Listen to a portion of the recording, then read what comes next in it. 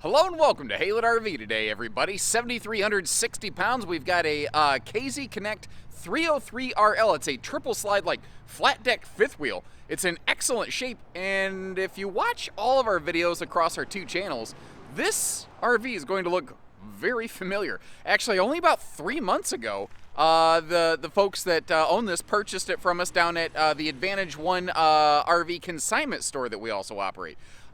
Before that, though, these folks are now three-time, effectively, Haylett customers. They purchased a Rockwood Mini Lite here from us many years ago, decided they wanted to size up to something bigger and got this big guy, and then decided they didn't need all that size, and they weren't as comfortable towing a big thing like that as they thought, and they ordered from us a brand new Rockwood Mini Lite that they just took home today. So, kind of a long way of getting back to where you started, but at least they know that they've got the right one for them. Now, in the meantime, this thing's in excellent shape. They only used it once or twice the time they had it. It looks exactly like it did before. And just for point of clarity, I'm actually going to reuse some of the footage that we had before because it's absolutely identical to what it was. So if later in this video you hear me say, like, here at Advantage One or here at Haylett RV, we're at Haylett RV today. This was just previously partially recorded at Advantage One. Bruh. This thing has... Is that right? This thing has a cargo carrying capacity of less than 1,000 pounds. If I'm doing the math in my head right, it's about 940 pounds of available cargo carrying capacity on this one. That is shockingly little for a trailer of this size. When you see something like this, you think, man, I can really pack her right up. There's all kinds of space. I'm going to advise you to exercise caution in how crazy you get cargo loading this thing. It wouldn't be terribly hard to overload the axles on something like this. To the tune of, if you really plan on packing heavy and towing a lot, you may actually want to consider beefing up and getting a bit of an axle upgrade on this one. That is not something I think I've ever discussed on a video before, but it ain't every day I see something the size of a fifth wheel with only 940 pounds of cargo capacity.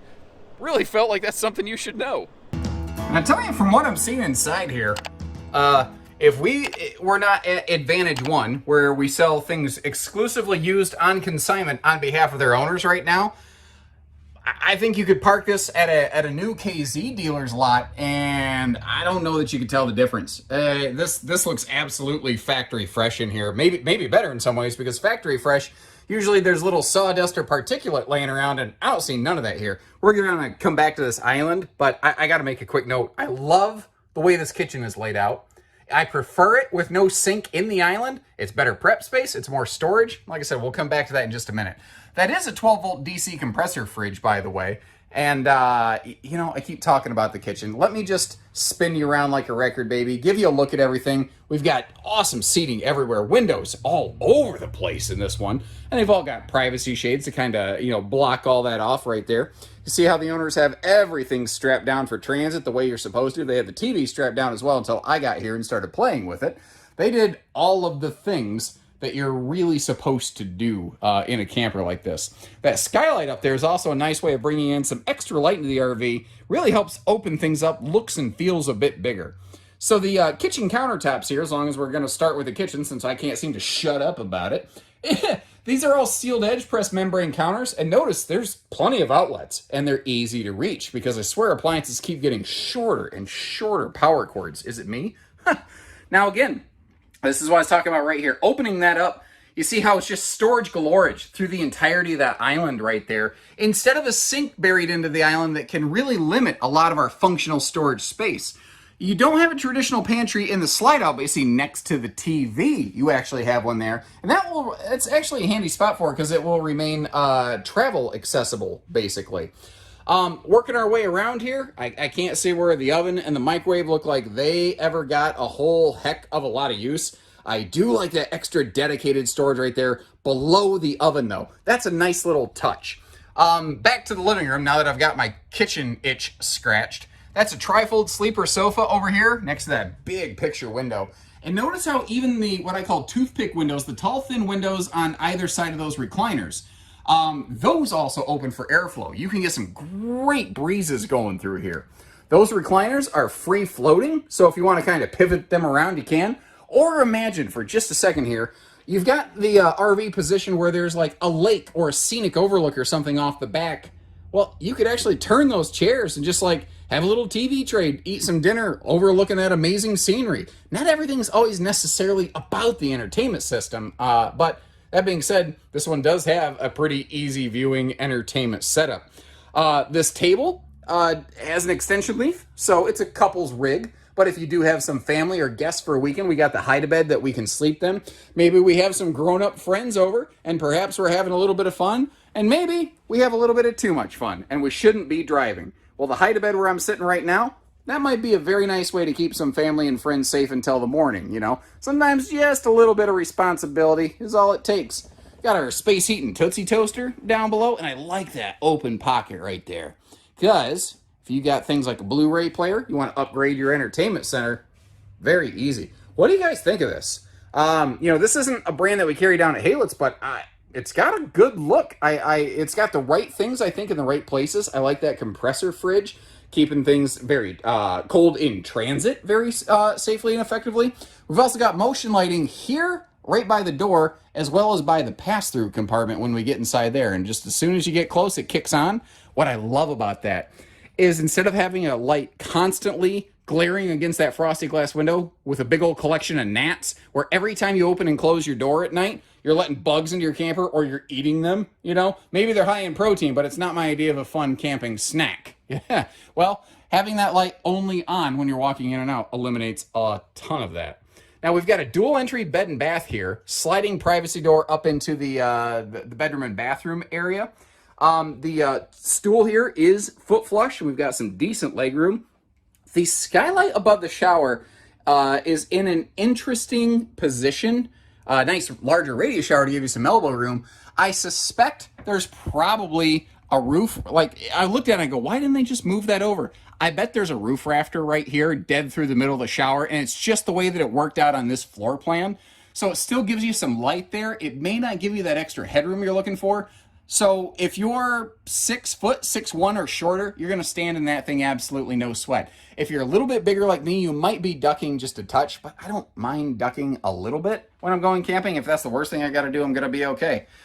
Taking a look at this here, getting the storage open, you see the bathroom and bedroom closet slide. It kind of passes through, and again, that's one of those fifth wheel floor plan features that I was telling you about, how this is, to me, it rings as a flat deck fifth wheel. A lot of them have that exact same thing. It's a little bit of an asymmetrical bedroom. You've got a larger hanging closet over there. You notice that this one is kind of open air though, but that can be very nice for people who have CPAP needs, or if you're just a little bit claustrophobic and you feel like, man, that's really closing me in here. Now there's still room to walk around the bed, even though this was upgraded to a true queen. A camp queen would have been the original factory mattress on this, and somebody put a true residential queen in there. Now you see this handy little remote control right there? The folks added a very nice Vizio Smart TV directly across from the bedroom here. So this would work well for someone like me and my wife. At the end of the night, we like to turn on the TV in the bedroom for just maybe half an hour, just let our bodies relax, catch up on something, just spend a few minutes together. And one other thing I want to mention, this is 50 amp service. So if you want to, you could sacrifice that vent right there and get a second air conditioner. We can get you quotes on that. Or probably wouldn't be that hard just to upgrade to a big vent fan there if you're interested. Let us know. And this is really why I think this is a good model for getting there and spending some time there. When it's all closed up, there's just not a whole lot of other ways that it really could have been rearranged differently. You do have very limited travel access here. You can get to the bathroom and the bedroom and maybe a little bit of the dry storage over here. But this is going to be a really good camper where you should look into one of those 110 and 12 volt combo kind of freezer chest jobs. I'll leave you a link for one in the video description that I actually personally own and use literally every single day. It gives you a way to keep some cold storage available within the vehicle and kind of overcome a little challenge like this, although you can get to that refrigerator there. And a quick note, you do need to turn those chairs in the back to close the slide. And notice how that the owners actually strapped everything down the way that you're supposed to. When people take the extra time and effort like that, that's one of those little indicators that I look for. And I hope you appreciate the way that we take the extra little time and effort to close things up like this and show you around. And over the past couple years, we've seen a lot of tan skin, champagne skin sidewall campers. A lot of them can feel a little bit one note and bland to me.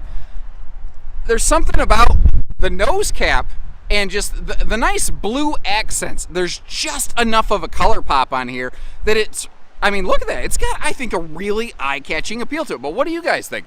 I like the look of that. It feels very understated, but still very like modern and catchy. Like it's an interesting combination of things over here. Under that awning, we do have ourselves an anti-slam entry door, and I'm just eyeballing the door, but it does look wide enough if you were looking for something like those wide stance stability axle systems. I can't see any reason why you wouldn't be able to upfit that to one of these RVs, but there's a lot of people who prefer these traditional, almost gone now, folding steps, because then you're not flipping, the steps into the RV. Makes it easier to get to at storage facilities as well. I also want to point out, I'm going to mention towing and going on this one. I said that this could make an alternative to a fifth wheel for a lot of people who can't tow a fifth wheel due to limited payload ratings. Well, that EqualFlex trail air suspension right there, that is one of those towing and going shock dampener systems that will help soften the blow as you're trucking around. We've got ourselves a simple side mount solar prep plug and a big, generous size pass-through. Look at this thing. I mean, you're not hurting for space in here. That, I could spend a night in there if I ever got in trouble. That is motion lighting. I think I pointed some out on the inside of the RV by the door. If I failed to do so, I apologize. In case you're wondering what these little guys are here, as we wrap our way around the front of the camper, you actually see the tongue-mounted jacket bike rack system. Those little rubber posty jobs, technical term, by the way, that we saw in the pass-through compartment, that's goes on those basically to help keep your bikes in place if you feel like putting a bike up front there.